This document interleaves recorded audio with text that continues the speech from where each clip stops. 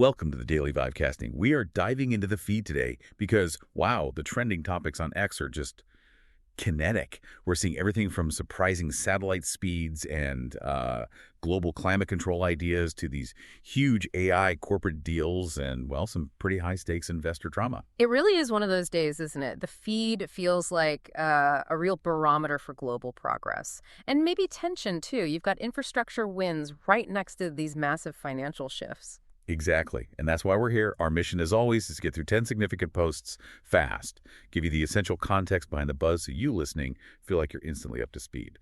Let's start with a big infrastructure leap. #Tech Global Infrastructure and Reach. Okay, post number 1. This comes from @Mario talking about Starlink performance. He writes, Starlink speeds up 50% faster, and V3 hasn't even launched yet. Median speeds up 50% since January, 200-plus Mbps downloads, 30-plus Mbps uploads, 26 meters latency faster than most fiber. Yeah, that speed increase is pretty phenomenal. 50% since January is huge. We often focus on download speeds, right? But the real kicker here, analytically speaking, is that 26 millisecond latency. 26 milliseconds. Right. I mean, that measurement puts Starlink, technically, faster than most standard terrestrial fiber connections when it comes to responsiveness. That's critical for things like gaming, video calls, real-time applications. And this isn't even with their next-gen satellites yet. Exactly. That's the context. The V3 satellites, the ones with those high-speed laser interlinks, so they can talk to each other in space without ground stations. Yeah. They're still planned for deployment. This jump is happening with the current tech, so the actual ceiling here. Still kind of unknown. Higher, presumably. Okay, from connectivity we can actually use now, let's look at something more theoretical. Huge-scale engineering. Post 6 is from @Elon Musk. A large solar-powered AI satellite constellation would be able to prevent global warming by making tiny adjustments in how much solar energy reached Earth. Yeah, this idea taps right into what's called solar geoengineering research. Essentially, the concept is modulating the sunlight hitting Earth, blocking maybe 1 or 2% of the total sunlight, just enough to offset the warming we're seeing. So, like giant space sunglasses controlled by AI.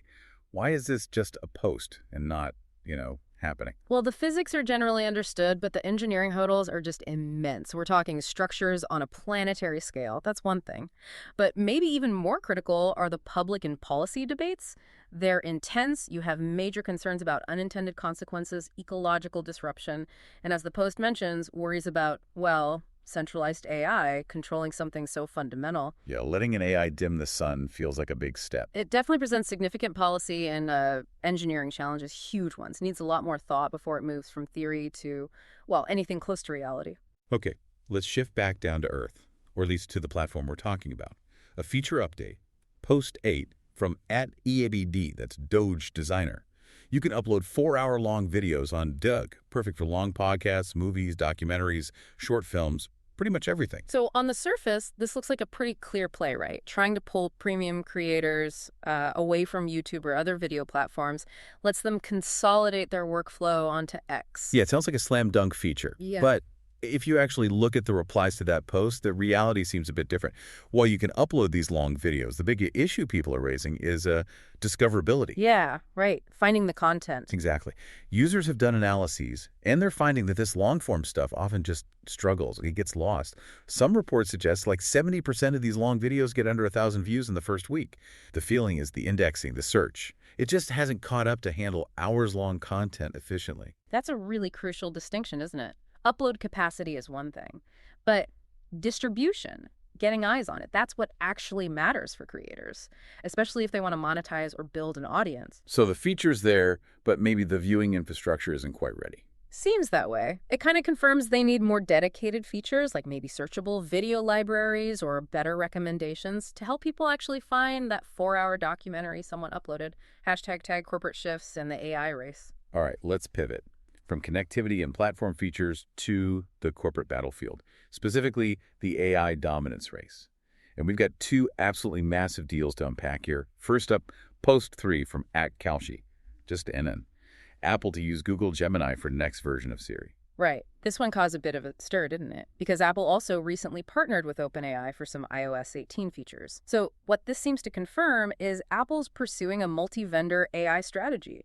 They're hedging their bets. So it's not Apple picking Google over OpenAI. Apparently not. It looks like Google is being paid quite a lot, presumably to develop a custom Gemini model, specifically for Siri's big overhaul expected around 2026. Okay, so how does that work? Two different AIs on my phone. Well, the thinking seems to be specialization.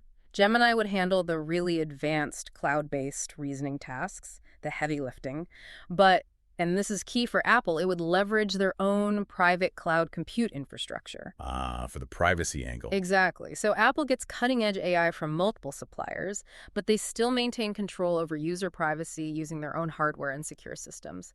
It's definitely an expensive strategy, but maybe necessary in such a fast-moving field. Speaking of expensive, let's look at post 4 from @WatcherGuru. Just in on us, Amazon AMZN announces $38 billion partnership deal with OpenAI. $38 billion.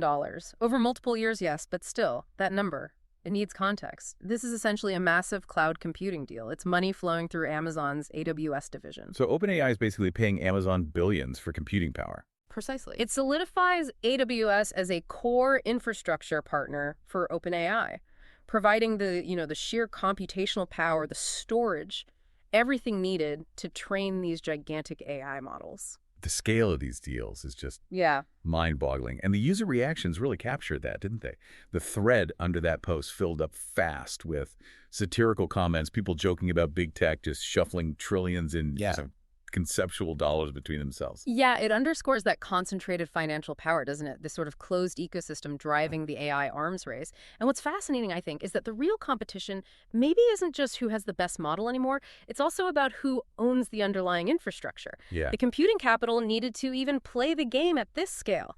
That's defining the power brokers now. Okay, from trillion-dollar cloud deals, let's zoom into some high-stakes investor drama. Post 7 from @JasonDeBolt. He's focusing on Charles Schwab and Tesla shares. He says, hey, at Charles Schwab, I need to speak with someone from Schwab Private Wealth Services this week. At least 6 of your ETF funds, around 7 million TSLA shares, voted against Musk's pay package. Ooh, yeah.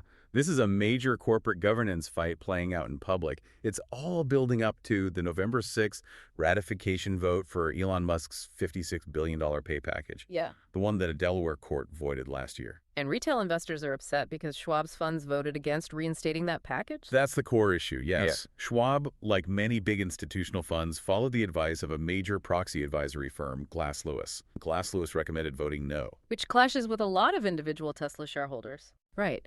Especially the ones who are very pro-Musk. They point to the, astronomical returns over 1,000% since 2018 as a justification for the pay package. So now you have this friction. It's sparking talk of potential mass share transfers away from brokers like Schwab as retail investors feel the institutions aren't aligned with their views. It's tense. #daily life, politics, and markets. All right, time for something a bit more practical. A tech tip that honestly contradicted what I'd always done. Post 2 from @0by45 up. Keeping your laptop plugged in is less damaging to the battery than constantly draining and refilling it. I always thought it is the opposite. Yes, this flips that old fear many of us had, probably from older NiCad battery days. The key thing with modern lithium-ion batteries is that deep discharges letting it hit 0% or close to it, frequently that puts way more stress on the battery cells. More stress than just leaving it plugged in. Much more, generally speaking. Once your laptop hits 100% charge, modern systems are smart. They essentially bypass the battery and run directly off the power adapter. So you're not constantly trickle charging or overcharging it in the way people used to worry about. I definitely used to unplug mine religiously at 100%. Thought I was saving the battery. You and millions of others. It's a persistent myth. The real enemy for battery longevity these days, it's mostly heat. And actually, the best practice, if you really want to maximize battery lifespan, is to use those built-in smart charging features. Like optimized battery charging on Macs. Exactly. Or similar tools on Windows. They learn your routine and often hold the charge around, say, 80% for much of the time, only topping it up when needed. That 20 to 80% range is generally the sweet spot for minimizing long-term wear. Good to know. Okay, next up. A quick clarification about a security incident involving the FAA. Post 5 from @SecDuffy. That's Secretary Sean Duffy. Good catch. We looked into this, and the version you saw was edited after it left our system and went to a third-party app. Okay. Someone with access to that app then modified it. Right. So Secretary Duffy is addressing this image that went viral. It showed an official FAA METAR weather report that's crucial data for pilots, but it had been altered. Someone added the phrase "reject fascism" into the remarks section. Obviously politically charged. And the key takeaway is, it wasn't the FAA system that was hacked. Correct. The secretary was quick and transparent about that, which is good. But the incident highlights a different vulnerability of the data supply chain. The data left the official FAA system clean, but was then modified while passing through some unspecified third-party aviation app. So apps that pilots or others might use to view weather data. Precisely. It underscores the risk. Just because data originates from an official source doesn't guarantee the version you're seeing through an intermediary app hasn't been tampered with. It really emphasizes the need for vigilance and source verification, even with official-looking data presented in third-party tools. Okay, let's look at a post that really stirred up discussion on economic models. Post 9 from @DevonErickson. It outlines this idea about how capitalism and socialism might interact.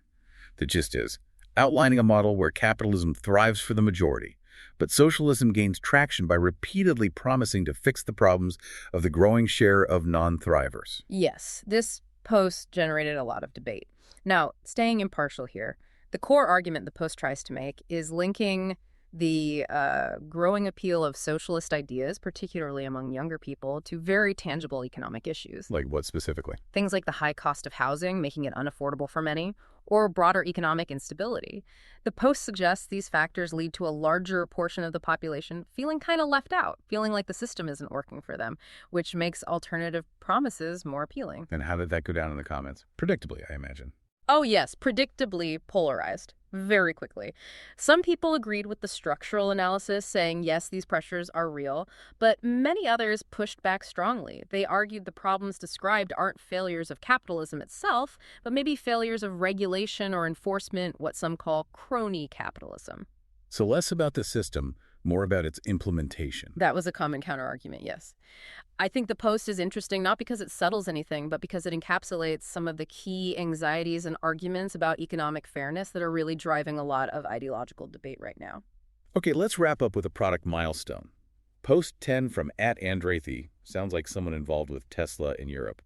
Remarkable milestone in our young history. Less than 9 months after launching Model Y Premium, we now launched the all-new Model Y Standard. Soon it will hit European roads. Yeah, this is basically highlighting the production speed at Giga Berlin, Tesla's factory near Berlin, getting a whole new, lower-cost variant, the Model Y Standard, onto the production lines less than 9 months after the initial launch of the premium version.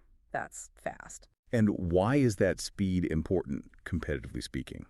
Well, the main impact is price. This new standard version is significantly cheaper, around $5,000 less than the previous entry-level Model Y in Europe. In Europe's EV market, which is very competitive and pretty price-sensitive, being able to rapidly introduce a more affordable model like this is crucial for grabbing market share and scaling up production quickly. It's an aggressive move. #tech outro.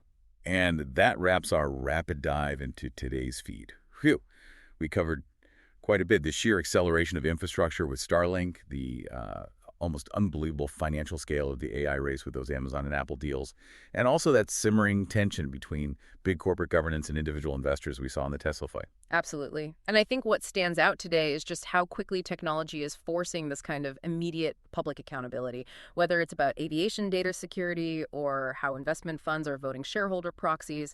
It's all happening out in the open very fast. Yeah, it really is. So let me leave you, the listener, with this final thought. It connects that FAA data incident we discussed with the chat about laptop batteries. As tech gets smarter, we rely more and more on these automated smart systems, right? Like optimized charging that just handles battery health for us. We don't have to think about it. But when it comes to fundamental information like official data, how much faith should we put in that kind of automated convenience versus just maintaining some simple active vigilance? Actually verifying the source if something looks off. Convenience versus verification. Exactly. What parts of your digital life are you happy to outsource to the smart systems, and where do you feel you still need to do the checking yourself? Something to mull over. An excellent question for the week ahead. Until next time.